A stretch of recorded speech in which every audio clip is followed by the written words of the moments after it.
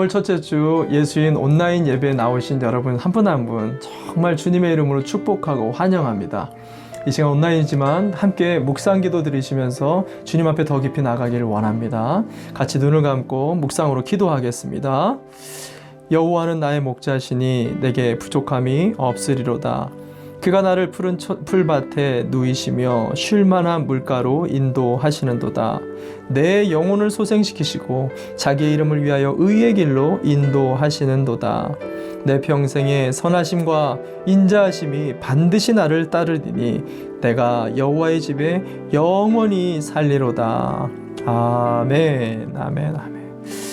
이 시간에 함께 한 번 더 기도합시다. 내가 무릎 꿇은 이 자리, 지금 방송이지만 여호와의 집이 되게 하여 주옵소서. 그래서 주님의 임재가 회복되게 하시고 그리스도 예수의 보혈의 피로 내가 담대하게 주님 앞에 더 깊이 나가는 이 예배 시간이 될 수 있게 해달라고 우리 함께 합심해서 주의 이름을 부르고 기도하겠습니다. 기도합니다. 주여, 참 좋으신 하나님 아버지, 그렇습니다. 오늘 이 예배 가운데 방송이지만 하나님의 임재가 각 가정 가운데 영상을 통해, 말씀을 통해, 기도를 통해 역사하실 줄을 믿습니다. 그 믿음 가운데 정말 우리 마음에 거리끼는 게 있습니까? 잘 답답하여 열리지 않는 부분들이 있습니까? 그리스도 예수의 보혈의 피를 믿음의 눈으로 바라보게 하시고 오늘도 그 담력을 회복하는 시간 되게 하여 주시옵소서. 이 모든 기도를 예수님의 이름으로 기도드립니다. 아멘, 아멘, 아멘. 감사합니다. 우리 함께 사도신경으로 우리의 신앙을 고백하겠습니다. 세 가지 문답을 통해서 우리의 믿음을 같이 고백하겠습니다. 우리는 무엇을 믿습니까? 나는 전능하신 아버지 하나님, 천지의 창조주를 믿습니다. 우리는 무엇을 믿습니까? 나는 그의 유일하신 아들 우리 주 예수 그리스도를 믿습니다. 그는 성령으로 잉태되어 동정녀 마리아에게서 나시고 본디오 빌라도에게 고난을 받아 십자가에 못 박혀 죽으시고 장사된 지 사흘 만에 죽은 자 가운데서 다시 살아나셨으며 하늘에 오르시어 전능하신 아버지 하나님 우편에 앉아 계시다가 거기로부터 살아있는 자와 죽은 자를 심판하러 오십니다.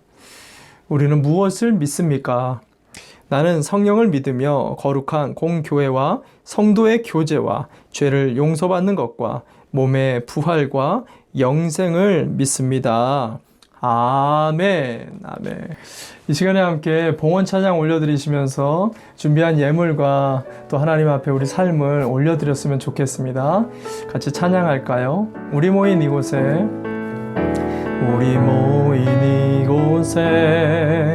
주님 함께 계시네.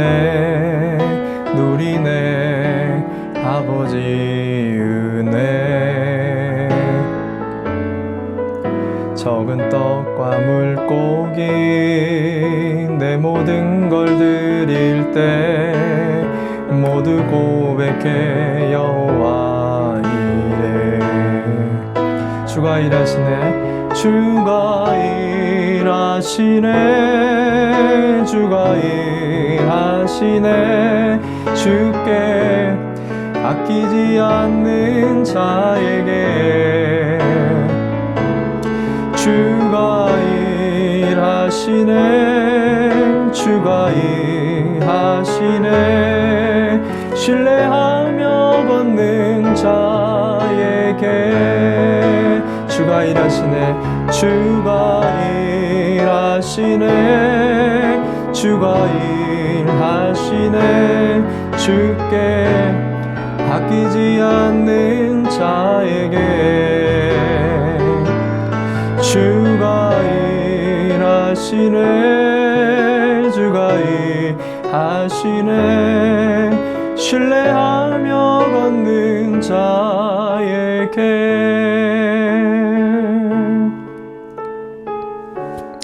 이 시간에 함께 잠시 기도하도록 하겠습니다. 드려진 예물 위에 봉헌 기도하겠습니다.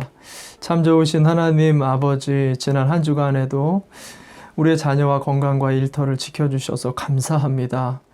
이 코로나의 어려움 중에도 예배와 이 새벽과 매주간에 모든 시간 일터와 인생을 지켜주신 그 은혜, 오늘도 감사하여 우리의 소산의 10의 1조와 여러 감사와 작정의 예물, 우리의 몸을 온라인이지만 이 예배 가운데 정성껏 올려드리오니 주님 흠양하여 주옵시고, 이 예물과 우리의 남은 생애가 드려지는 이 곳곳에 하나님의 나라가, 그리고 영혼이 구원을 얻는데 귀히 쓰임을 받게 하여 주시옵소서. 이 코로나의 어려움 중에도 주님의 나라를 확장하는데, 하나님 복음을 통하여 하나님을 영화롭게 하는데 귀히 쓰임받는 우리 교회와 우리의 남은 생애 되게 하여 주시옵소서.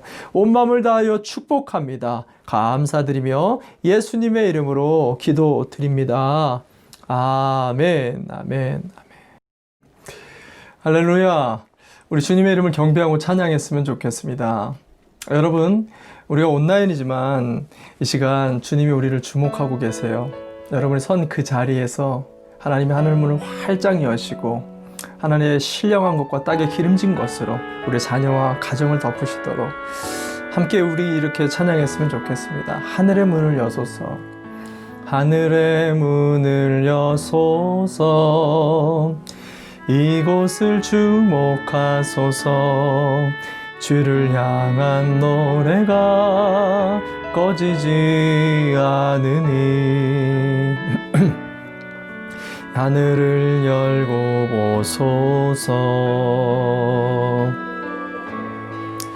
이곳에 임재하소서. 주님을 기다립니다. 기도의 향기가 하늘에 닿으니 주님 임재하소서. 주여 임재하여 주소서. 이곳에 오셔서 이곳에 앉으소서.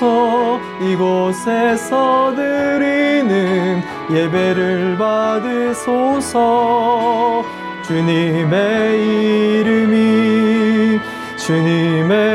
이름만이 오직 주의 이름만 이곳에 있습니다. 하늘의 문을 여소서. 한 번 더 찬양합시다. 하늘의 문을 여소서. 이곳을 주목하소서.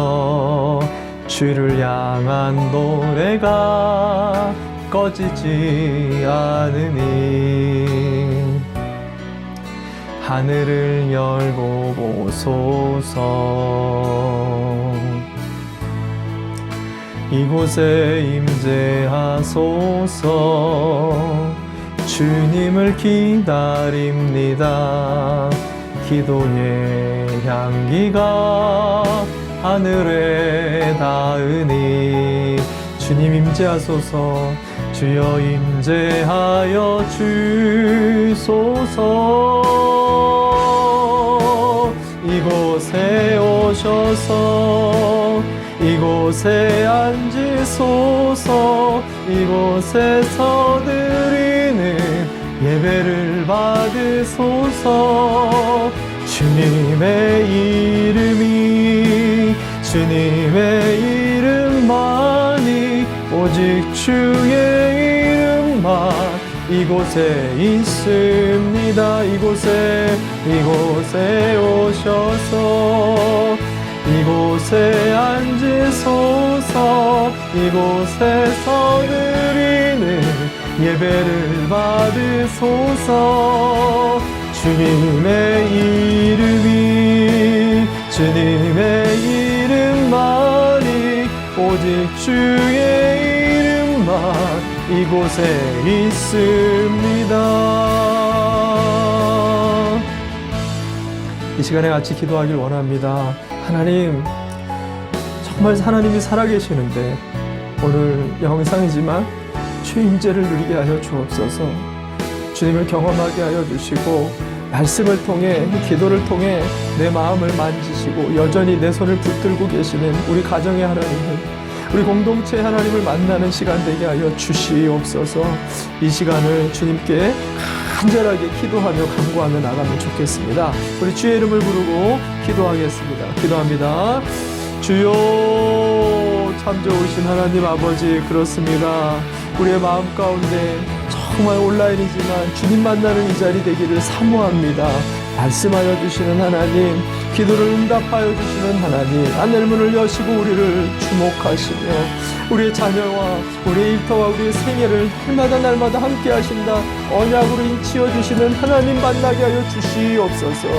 이 마지막 시대에 하나님이 그리심산이냐 아니면 예루살렘이냐, 그 어느 곳에서 예배드릴지 모르는 이 혼란스러운 시대 속에서 나는 오직 주님 앞에 주님을 바라보며 주님의 심령 가운데서 예배하는 참된 예배자로 서는 이 자리가 되도록 주의 역사하여 주시고 만나주시고 인도하여 주시옵소서. 말씀 가운데 악한 영이 떠나가게 하여 주시고 질병이 낫게 하여 주시고 오늘도 예수 그리스도의 생명수가 우리의 심령을 살아나게 만드는 은혜의 보호자의 시간이 되어주도록 주의 역사하시고 인도하여 주시옵소서.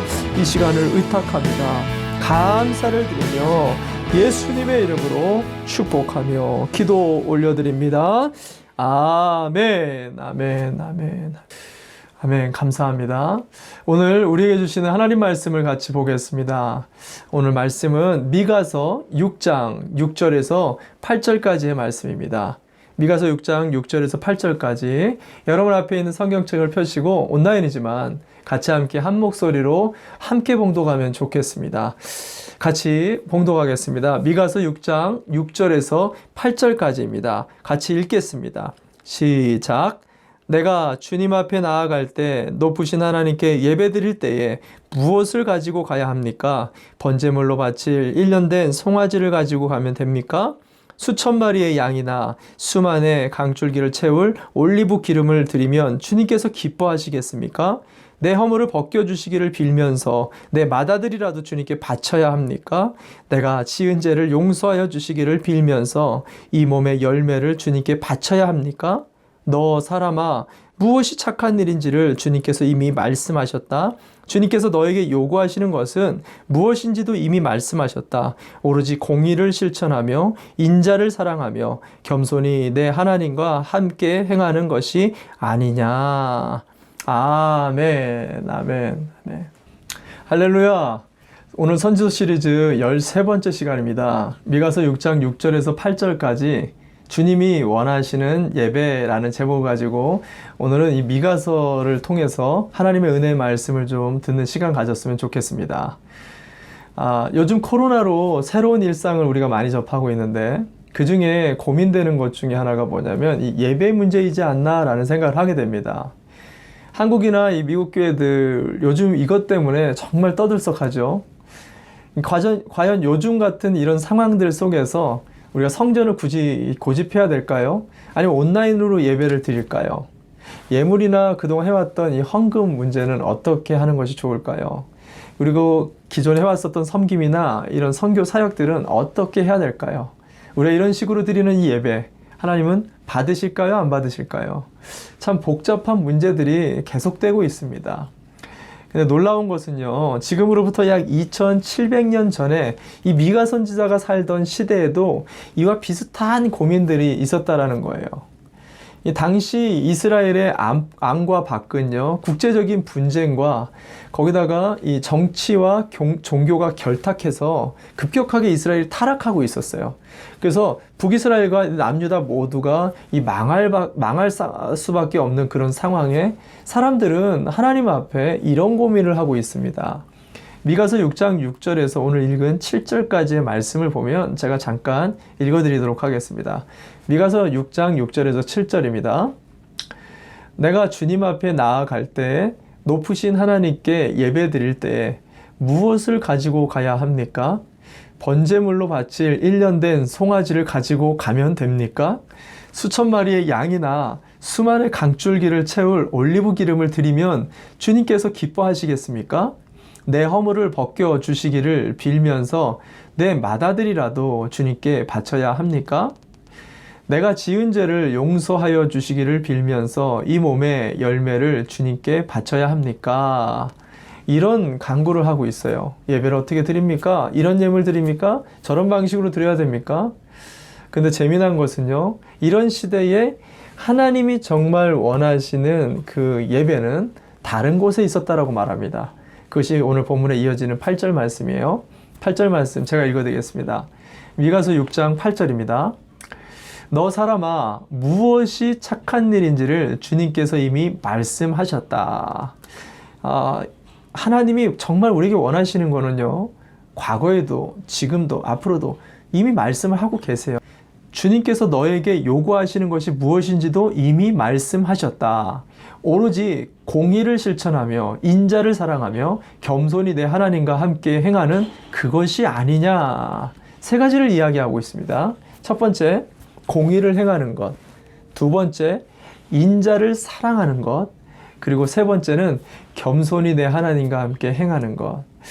오늘 이 세 가지가 우리에게 정말로 원하시는 하나님의 복된 예배다라고 이야기를 하고 있어요. 오늘 여러분과 함께 본문을 통해서 이 세 가지를 자세하게 좀 살펴보며 하나님의 예배가 정말로 회복되어지는 그런 시간이 되었으면 좋겠습니다.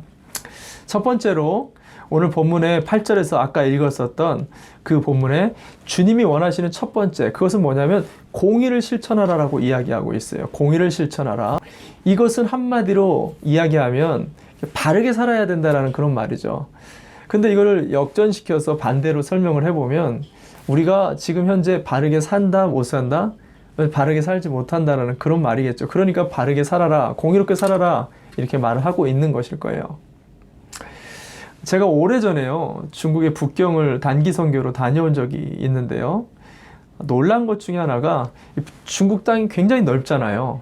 그러다 보니까 대부분의 도로가 이 8차선 이상 굉장히 넓고 그리고 굉장히 깨끗했습니다. 근데 굉장히 웃긴 것 하나가 발생했어요. 그게 뭐냐면 그 넓은 도로에 차들이 빽빽하게 굉장히 많았어요. 그리고 중국이라 자전거들도 엄청나게 많았습니다. 근데요, 놀라운 것은 신호등이 분명히 있습니다. 근데 신호등을 단 한 대도 지키지 않는다는 거예요. 정말 웃기는 상황이었습니다. 당시 이런 상황이 연출된 이유가 뭐냐면 북경올림픽을 준비하고 있었던 터라 중국은 급하게 곳곳에 도로와 건물들을 나라에서 정비를 했어요. 근데 이 시설이나 건물들은 전부 다 보수가 가능하지만 시민들의 의식 수준까지 단번에 바뀔 수가 없었던 것을 얘기하고 있습니다. 물론 지금 중국은요, 전혀 달라졌습니다. 전혀 다른 차원입니다. 근데 제가 그때 그 장면을 보면서 그리스도인의 삶이 이와 같지 않나라는 그런 생각을 하게 됐다라는 거예요. 우리가 예수님을 믿는 이 믿음으로 우리가 구원을 받았고요. 거듭난 것은 사실입니다. 그리고 천국에 가는 것도 보장이 되어 있어요. 근데 그렇다고 해서 지금 우리가 갑자기 우리의 말투나 이런 행동들이 갑자기 동일하게 바뀌는 것은 아니라는 거예요. 그래서 우리가 예수님을 믿는 순간부터 여러 가지 부작용이 발생하는데 그 중에 하나가 뭐죠? 우리가 아는 것은 많지만 그대로 살지 못하는 그런 일들이 벌어지는 거죠. 그리고 나는 제대로 못 살면서 이 남들은 잘 살기를 바라는 요상한 마음들이 우리 안에 생긴다는 것입니다. 그런데 가장 이 중에 큰 문제가 하나 있어요. 그것은 뭐냐면 내가 은혜를 받고 내가 거듭났기 때문에 더 이상 내가 하는 말이나 행동에 실수가 없다라고 생각하는 이 성민사상, 이것이 우리 안에 이런 착각을 일으키게 된다는 것입니다. 그래서 리디머 교회의 원로 목사죠, 팀 켈러는 이런 말을 했어요. 많은 그리스도인들이 은혜를 더 중시하고 이 정의라는 것을 부수적인 것으로 여깁니다. 우리는 은혜로 구원을 받았습니다. 그리고 구원받은 우리는 이제 정의를 실천해야 할 것입니다. 라고 말을 한다는 거예요. 우리가 구원을 받았다면 이제는 끝난 게 아니에요. 그에 맞는 올바르고 의로운 삶을 이제 살아가야 된다라고 이야기한다는 것입니다. 그렇게 볼 때 우리가 구원받은 우리가 행해야 될 그런 공의와 정의로운 그 삶은 무엇일까요? 단순하게 이렇게 바른 생활, 윤리와 도덕적으로 이렇게 바른 생활을 하라고 이야기를 하고 있는 것일까요? 만약에 그렇게 본다면요, 신약 시대에 굉장히 올바른 삶을 살았던 바른 생활의 사나이들이 나오죠. 그들이 누구냐면 바리새인들이었습니다. 이들만큼 사실 공의와 하나님의 정의를 지키는 사람들은 없었습니다. 근데 예수님은 그 바리새인들의 삶을 바라보면서 전혀 의롭지 못하다라고 성경이 비판하고 있다는 사실이에요. 자, 왜 그랬을까요? 왜냐하면 그들이 하나님의 알맹이를 빼놓고 껍데기 율법을 지켰기 때문이라는 거예요. 그들이 지켰었던 정의와 공의 안에는요, 하나님이 이것을 통해서 하시고자 하시는 그 본질이 빠져 있었다는 것입니다. 예를 들면 이런 거예요. 여리고에서 예루살렘 성전을 향해서 가는 길에 강도를 만나서 피를 흘리며 쓰러지는 한 사람을 우리가 알 수 있죠.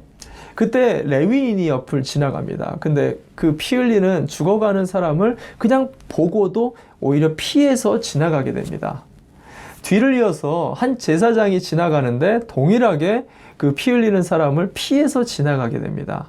자, 이들이 사람을 도와줘야 되는 사람의 입장에서도 그냥 지나갔던 이유가 뭘까요? 피도 눈물로 없는 그런 부정한 자였기 때문에 그랬을까요? 아닙니다. 그 당시 피를 흘리는 사람을 부정한 자로 규정하고 그를 만질 수도 없고 그와 가까이 갈 수도 없었던, 지금으로 말하면 법을 지키기 위해서 정의로운 바른 생활을 하기 위해서 그것을 피해갔다라는 사실입니다. 근데 한 사마리아인이 이걸 무시하고 그를 도와주었는데 예수님께서는 그 사마리아인이 옳았다라고 말하고 있어요. 여러분, 사실은 이 둘 다 옳습니다. 옳습니다. 근데 이 옳음의 차이 안에서 발생하는 그 기준을 우리가 놓쳐서는 안 된다라는 것입니다. 그래서 예수님은 신약시대에 보면은요, 계속해서 안식일에 사람을 살리는 일을 멈추지 않았습니다. 예수님이 안식일이 중요하지 않았기 때문에 그렇게 한 게 아니에요. 하나님께서 안식일을 주신 그 목적 자체, 그 알맹이는 뭐냐면 사람을 살리기 위해서 안식일을 주셨다라는 거예요. 그래서 그 본질을 행하기 위해서 안식일에 이 사람을 치료하는 일을 했다라는 것입니다. 우리가요, 의로움을 드러내기 위해, 선과 악을 나누기 위해서 우리가 행할 때마다 반드시 잊지 말아야 될 게 있어요. 그것은 하나님의 마음이 빠진 옳고 그름은요, 반드시 싸움과 다툼을 일으킬 수 있다는 것을 기억해야 된다는 것입니다. 근데 반대로 하나님의 마음이 알맹이가 들어있는 그 의를 세우기 위한, 그 선을 지키기 위해서 우리가 노력할 때는 그곳에 하나님의 은혜와 사랑과 화평이 반드시 따라오게 된다는 거예요. 제가 첫 아이 돌잔치 얘기를 한 적이 있죠. 제가 처음으로 식당에 예약을 해서 돌잔치를 준비했는데요. 당일날 이 식당에 실수로 해서 이중 예약이 잡혀버린 것입니다. 같은 날 그 장소에 갔더니 장소는 하나인데 두 집이 돌잔치를 준비하고 있는 거예요. 그 너무 황당하죠. 상대 쪽이 저한테 와가지고 막 삿대질하면서 예수 안 믿는 분이었던 것 같아요. 그리고 막 욕을 하는 거예요. 저는 충분히 이해가 됐습니다. 왜냐하면 저도 똑같이 준비하고 있었기 때문에 첫 아이다 보니까 일가친척 다 불러놓고 준비를 얼마나 많이 했겠습니까? 화가 날 만하죠.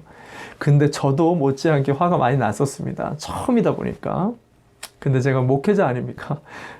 이게 화는 나지만 화를 내기가 어려웠어요. 감사하게도요, 내가 먼저, 우리 측이 먼저 예약을 한 게 밝혀졌습니다. 제가 옳지요.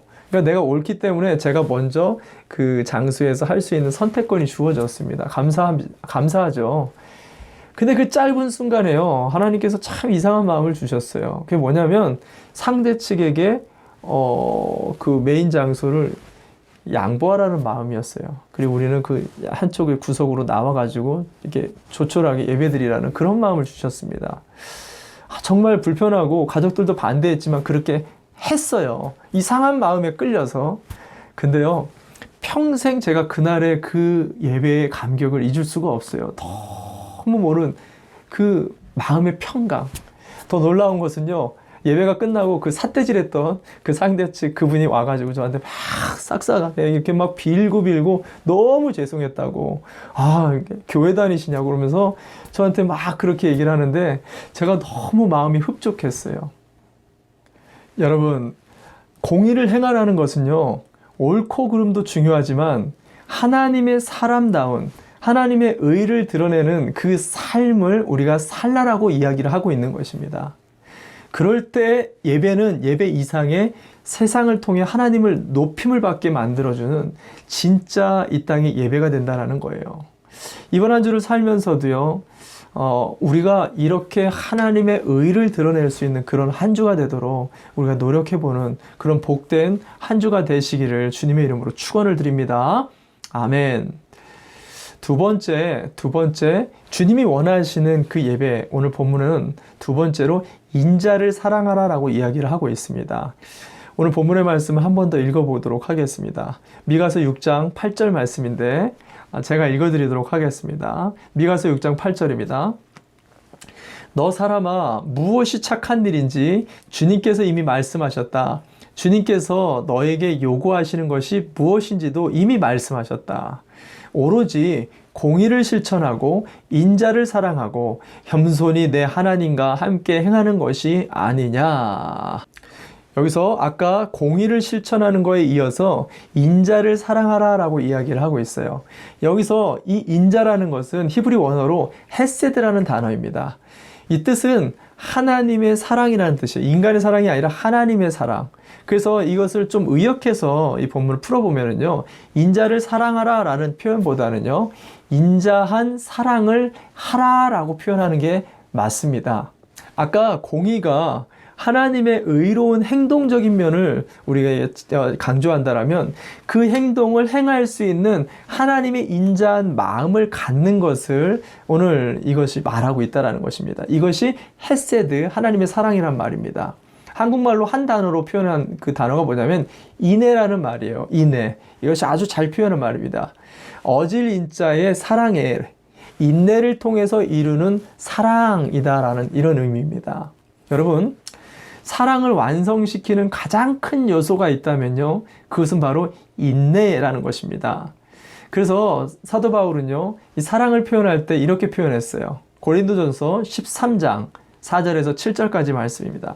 고린도전서 13장 4절에서 7절인데 제가 읽어드립니다. 사랑은 오래 참고 친절합니다. 사랑은 시기하지 않으며 뽐내지 않으며 교만하지 않습니다. 사랑은 불의를 기뻐하지 않으며 진리와 함께 기뻐합니다. 사랑은 무례하지 않으며 자신의 이익을 구하지 않으며 성을 내지 않으며 원한을 품지 않습니다. 사랑은 모든 것을 덮어주며 모든 것을 믿으며 모든 것을 바라며 모든 것을 견딥니다. 자, 이 바울의 사랑에 대한 정의를 여러분 한번 보시기 바랍니다. 처음 뭘로 시작하죠? 사랑은 오래 참으면서 시작합니다. 그리고 마지막에는 이 모든 것을 견디는 인내로 마친다라고 기록하고 있다라는 거죠. 즉, 사랑이라는 것은요, 오래 참고 인내로 완성된다라고 정의하고 있다라는 것입니다. 여러분, 바울이요, 어떤 사람이었죠? 바울은 옳고 그름이 분명한 이 정의로운 사람이었습니다. 근데 그 하나님의 정의라는 이름으로 그가 행했던 일들이 뭐죠? 가는 곳곳마다 사람을 죽이고 핍박했습니다. 왜 그랬냐면 그가 정의롭긴 하지만 주님의 진짜 사랑을 몰랐기 때문입니다. 여러분, 사랑이 빠진 공의와 정의는요, 잔인해질 수 있다는 것을 우리가 알아야 됩니다. 후에 그랬었던 이 바울이 어떻게 바뀌게 되죠? 이런 자기 자신이 괴수 중에 괴수였던 것을, 이런 자기 자신을 오랫동안 기다려왔던 주님을 다메섹에서 만나면서 그 인생이 180도 바뀌게 됩니다. 그리고 그 이후에 자신을 13년 동안이나 기다려온, 그리고 지도자로 끊임없이 인정해주고 세워줬었던 이 바나바를 만나면서 또한 그의 사역이 180도 바뀌게 되어집니다. 바울은요, 자신의 의의를 드러내기 위해서 사람들을 끊임없이 정죄하고 판단했었던 사람이에요. 근데 그가 오랫동안 자신을 참았던 예수 그리스도의 사랑을 경험하면서 이제는 그가 하나님의 의를 드러내기 위해서 자기 자신을 죽이는 사람으로 바뀌게 됐다라는 거예요. 이게 바로 헤세드입니다. 이게 하나님의 인자예요. 하나님의 의를 드러내기 위해서 그는 억울한 옥에 갇혔어요. 그리고 돌에 맞았고요. 40에 한한 가만, 이 죽음에 이르르는 이 매를 수없이 맞았습니다.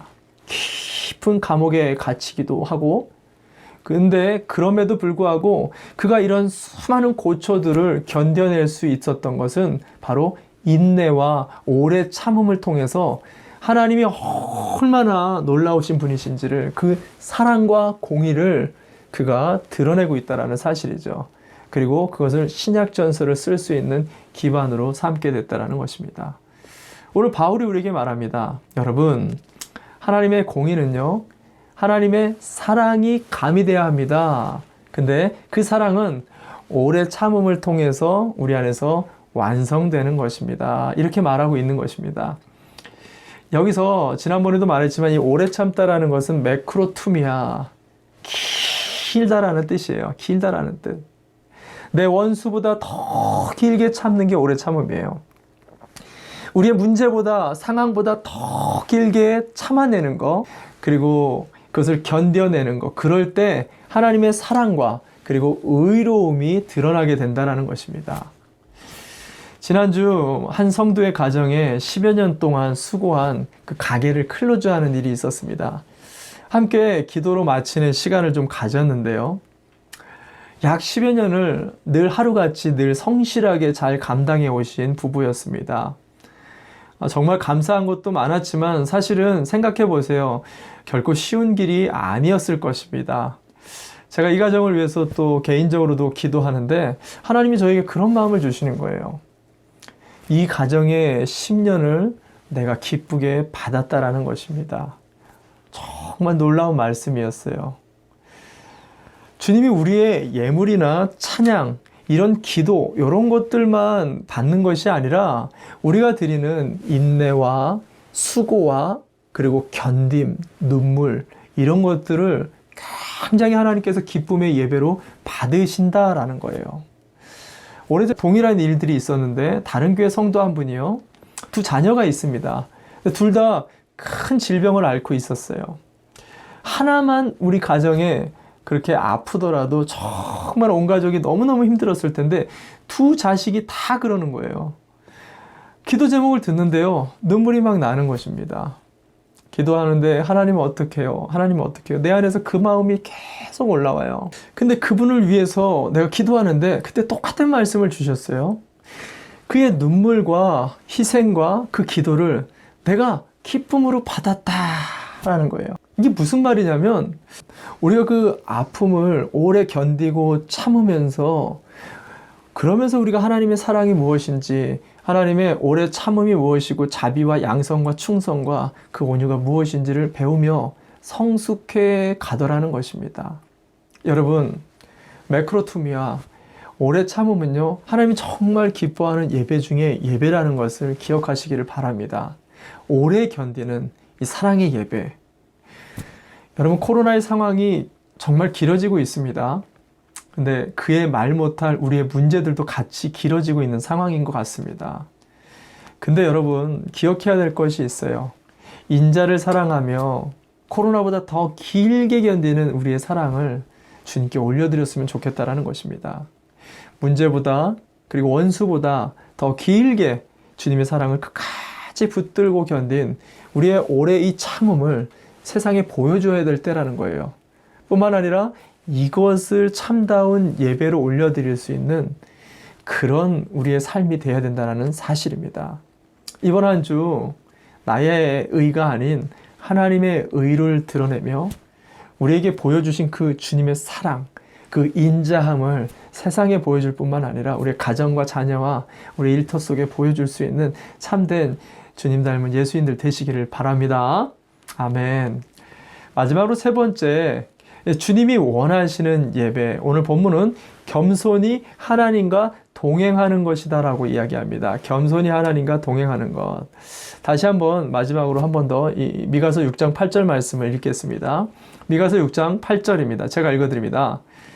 너 사람아, 무엇이 착한 일인지를 주님께서 이미 말씀하셨다. 주님께서 너에게 요구하시는 것이 무엇인지도 이미 말씀하셨다. 오로지 공의를 실천하며 인자를 사랑하며 겸손하게 내 하나님과 함께 행하는 것, 이것이 아니냐.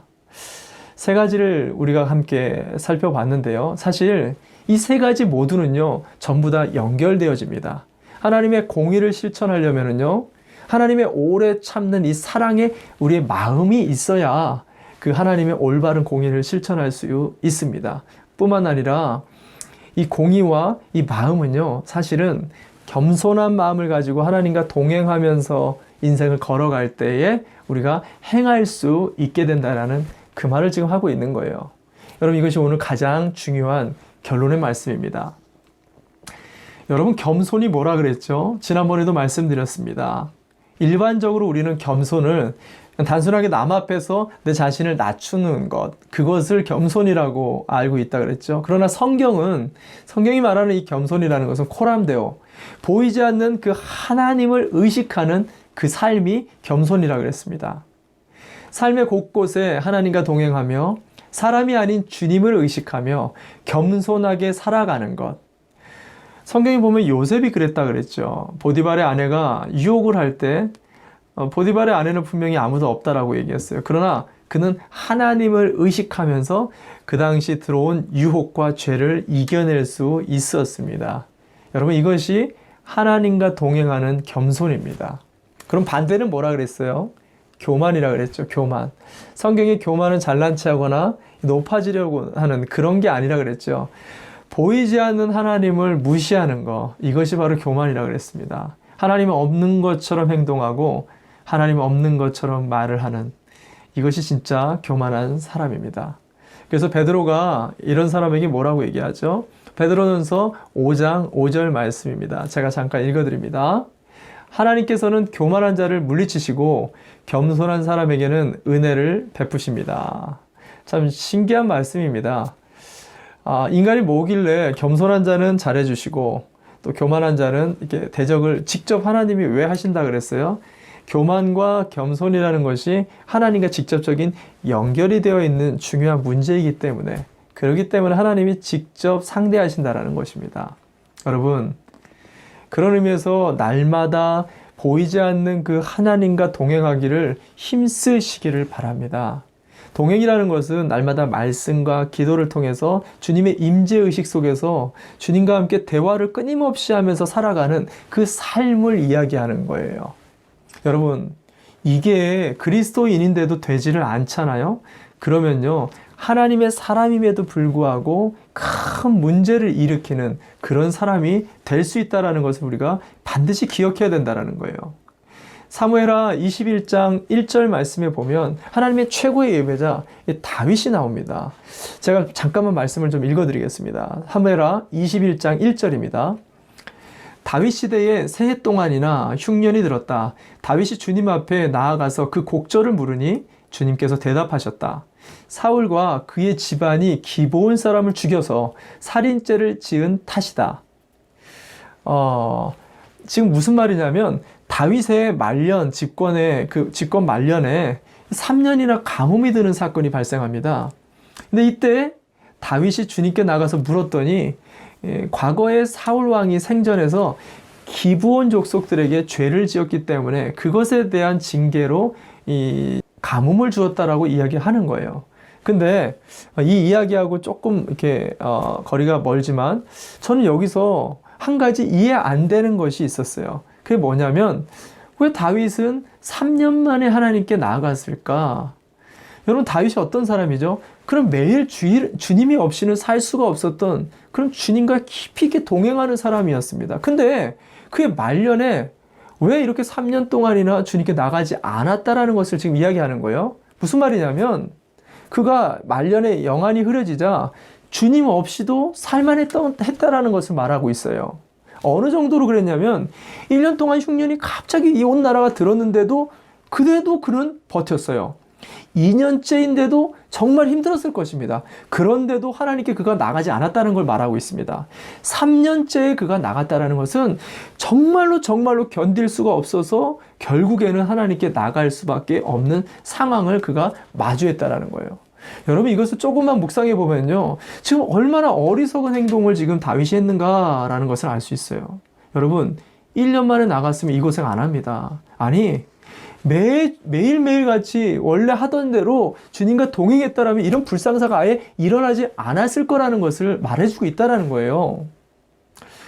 여러분, 제가 처음 이민 올 때 파사데나에서 삶을 시작했는데 거기에 한 장로교회 개척한 지 13년 만에 500명이 넘는 성도로 부흥을 한 아주 젊고 유능한 목사님을 제가 개인적으로 다 알고 있었어요. 그 교단에서 차세대 리더감으로 아주 유능하신 분이셨습니다. 근데 어느 날 갑자기 돌연 사임을 해버리고요. 인사도 안 하고 갑자기 사라져버렸어요. 알고 보니까 불륜이었습니다. 그것도 숨겨둔 9살 애가 있는 거예요. 숨겨둔 9살 애가 있다라는 게 무슨 말이에요? 9년 동안이나 두 집 살림을 아무도 모르게 했다라는 것입니다. 기가 막힌 거예요. 저는 목회자이기도 하지만 한 명의 하나님 앞에 죄인으로서 사실은 조금 이해가 됩니다. 왜냐하면 저도 실수할 때가 있기 때문에. 근데 한 가지 이해하기가 어려웠던 게 있어요. 그건 뭐냐면 9년 동안이나 하나님께서 이 목사님께 말씀 안 하셨을까요? 간섭 안 하셨을까요? 자, 이게 지금 무슨 말을 하는 거냐면 그가 9년 동안이나 하나님의 교제를 등한히 하거나 하나님의 말씀을 피해 다니고 있었다라는 거예요. 제대로 하나님과 동행하지 못했다라는 것을 말하고 있어요. 여러분, 하나님의 사람이요. 어떻습니까? 기도를 조금만 해도 내 안에 죄가 있으면 어때요? 내 안에 불과 같이 일어나잖아요. 예레미야가 뭐라고 합니까? 내 심령이 불타올라서 견딜 수가 없다라는 말을 해요. 근데 그분이 9년 동안이나 그것을 피해 다닌 거예요. 정말 뛰어난 분이셨어요. 정말 탁월한 분이었습니다. 근데 그 일로 그분의 목회 인생은 완전히 끝이 났습니다. 다시 기회를 찾기가 어렵고, 그럼 어디 사시는지 모르겠어요. 지금 나이가 많이 들었어요. 여러분, 그렇지만 저와 여러분은 아직 기회가 많아요. 아무리 힘들어도요, 주님과의 동행을 미루거나 멈추거나 그것을 등한히 하지 마시기를 바랍니다. 날마다 순간순간 주님의 말씀을 듣고 기도하며 성령의 인도를 따라 행하는 그 삶. 그것은 비싼 수양과 기름과 멋들어지고 화려한 그 어떤 예배를 드리는 것보다도 오늘 주님께서 우리에게 그 동행, 매일매일 같이 주님께 나와서 대화하며 주님과 교제하기를 원하는 그 진정한 예배를 더 주목하시고 기뻐하신다라고 오늘 우리에게 말씀해주고 있다는 것입니다. 여러분, 이 코로나 기간에 정말 오늘의 이 말씀을 기억하고 우리 성전이냐, 우리가 이 배면이냐, 아니면 우리가 어떤 물질이냐, 아니면 어떤 방식이냐, 여러분 본질로 하나님과의 관계가 회복이 되어지는 정말 주님이 찾으시는 그런 예배자가 되시기를 주님의 이름으로 축원을 드립니다. 아멘, 아멘, 아멘. 우리가 함께 이 시간 같이 선포되어진 이 말씀 붙잡고 좀 기도했으면 좋겠습니다. 주님, 이번 한 주 살 때에 나의 의를 드러내기 위해 힘쓸 것이 아니라 하나님의 의가 드러나고 그 의를 통해서 영광을 받는 우리 가정과 일터가 되게 해달라고 그렇게 좀 기도했으면 좋겠습니다. 뿐만 아니라 여러분, 하나님의 의를 드러내는 데는 희생이 필요합니다. 무엇보다 하나님의 사랑이 우리 마음에 있어야 돼요. 그 사랑 안에 오래 참음을 가지고 부부관계 속에, 자녀관계 속에, 일터 속에, 또 우리의 생애 속에서 그 오래 참음과 견딤으로 진정한 예배를 하나님 앞에 올려드리는 그런 우리가 되게 해달라고, 뿐만 아니라 하나님과의 동행을 다시 시작할 수 있도록 말씀 생활과 기도 생활과 주님의 음성을 듣기를 간절히 사모하는, 특별히 말씀을 듣는 것들은 잘하는데 기도하는 시간들이 많이 부족합니다. 하나님 앞에 이 시간 결단하면서 주님의 음성 듣는 시간을 이 한 주 동안 꼭 가질 수 있도록 하나님이 정말 그걸 원하신답니다. 이 시간 함께 주님의 이름 부르고 합심해서 우리 기도합시다. 기도하겠습니다. 주여, 참 좋으신 하나님 아버지, 그렇습니다. 오늘 우리가 어떠한 예배를 드릴 것이냐, 어떤 예물을 드릴 것이냐, 그것도 참 소중합니다. 그러나 무엇보다 하나님이 찾으시는 예배자가 될 수 있도록 우리 삶 가운데 공의가 드러나게 하여 주옵소서.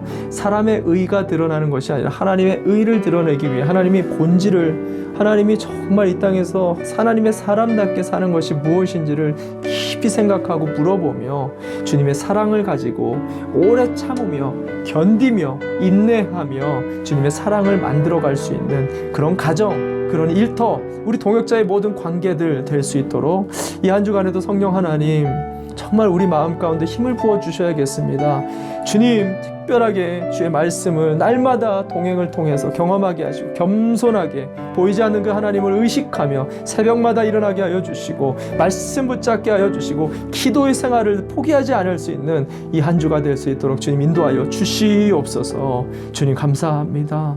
제가 잠깐 기도하겠습니다. 사랑하는 주님, 귀한 우리 예수인 권속들 한 분 한 분 주님의 이름으로 축복합니다.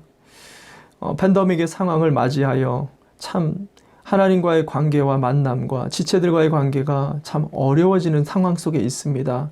어떻게 하나님 앞에 예배 드리는 것이 맞는지 혼란스러운 상황들 속에서 정말 힘들게 신앙생활하고 힘든 직장생활, 가정생활을 계속해서 영위해 가고 있습니다. 성령 하나님, 이런 시대에 주님의 이 말씀을 붙잡고 무엇보다 공의를 행하는 것을 포기하지 않게 하여 주옵소서. 우리 안에 사랑을 가지고 이 코로나가 길어지는 것에 포기하지 않도록 견디게 하시고 인내하게 하여 주시며 그것을 예배로 올려드리는 복된 가정들 되게 하여 주시옵소서.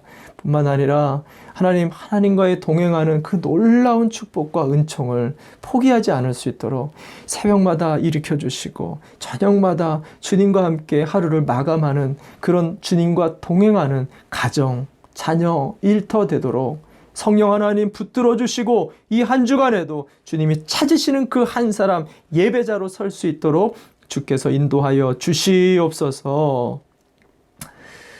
지금은 교회의 머리가 되어주시는 예수 그리스도의 은혜와 아버지 하나님의 만극하신 사랑하심과 보혜사 성령님의 위로 교통하심이 오늘 귀한이 주님의 말씀을 듣고 우리 삶의 공의를 결단하고 주님의 사랑과 끈기와 오래 참음으로 날마다 주님과 동행하기를 결단하는 우리 모든 예수인들 머리 위에와 침상에서 병상에서 작자의 일터에서 할 수 없이 어려움 중에 예배드리는 우리 성도들 뿐만 아니라 5대양 6대주에서 오늘도 참다운 예배자를 세우기 위해 복음을 전파하는 우리 모든 선교사님들 머리 위에 지금부터 영원토록 함께 있을지어다. 아멘. 아멘.